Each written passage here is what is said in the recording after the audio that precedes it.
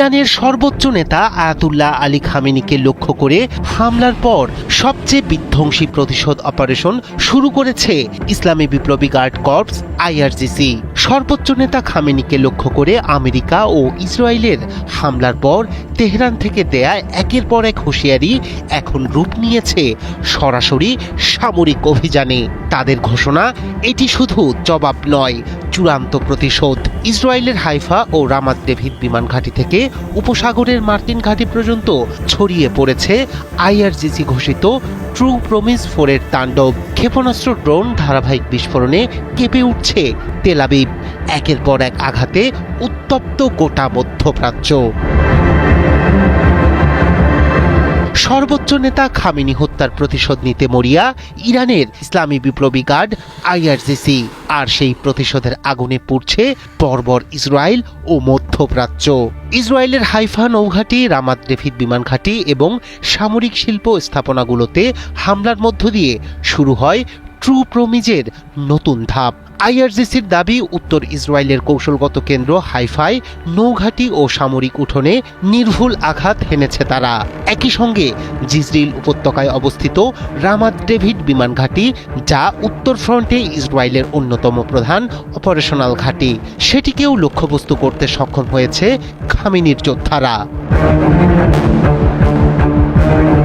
রক্ষা পায়নি বেতশেমেশ ও আজদোদে সামরিক শিল্প স্থাপনাগুলো। আজদোদের শিল্প এলাকায় প্রতিরক্ষা উৎপাদন ও সামরিক সরঞ্জাম রক্ষণাবেক্ষণের সঙ্গে যুক্ত অবকাঠামোতে হামলার দাবি করেছে আইআরজিসি। তারা বলছে, ইসরায়েলের প্রতিরক্ষা সক্ষমতাকে ভেঙে দিতেই এসব স্থাপনা টার্গেট করা হয়েছে। এদিকে তেল আবিবেও ধ্বংসযজ্ঞের খবর মিলেছে।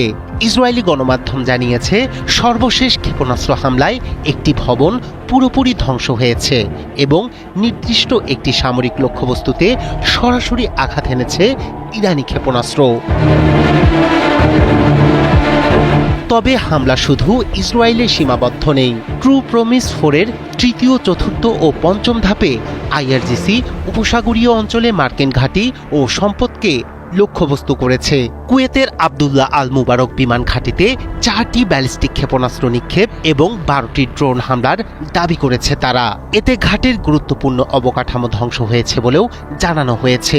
ইরাকের হারির ঘাঁটি, যেখানে মার্কিন বিশেষ বাহিনী অবস্থান করছিল, সেখানেও হামলার কথা বলেছে আইআরজিসি। সৌদি আরবের প্রিন্স সুলতান বিমান ঘাঁটিতেও ক্ষেপণাস্ত্র ও ড্রোন হামলা চালানো হয়েছে বলে দাবি ইরানের।